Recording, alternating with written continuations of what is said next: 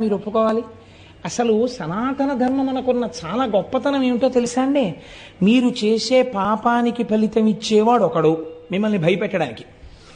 మీ భయం తీయడానికి ఒకడు, ఇద్దరు ఉండరు. భయకృత్ భయనాశన. భయాన్ని సృష్టించేవాడు పరమాత్మే, భయాన్ని తీసేసేవాడు పరమాత్మే. ఇది సనాతన ధర్మమునందున్నటువంటి జీవధార. మీరు చాలా జాగ్రత్తగా చూడండి. మీకు కష్టం వచ్చిందనుకోండి, ఎవరిచ్చారండి మీకు ఈ కష్టం అని అడిగారు అనుకోండి, ఎవరిచ్చారు? భగవంతుడే ఇచ్చాడు. మీకు ఈ కష్టం తప్పిందనుకోండి, ఎవరిచ్చారు? ఈశ్వరుడే ఇచ్చాడు. ఆ కష్టాన్ని కాలంలో మీరు మర్చిపోయేటట్టుగా చేసిన కాలస్వరూపుడెవడు? ఈశ్వరుడే.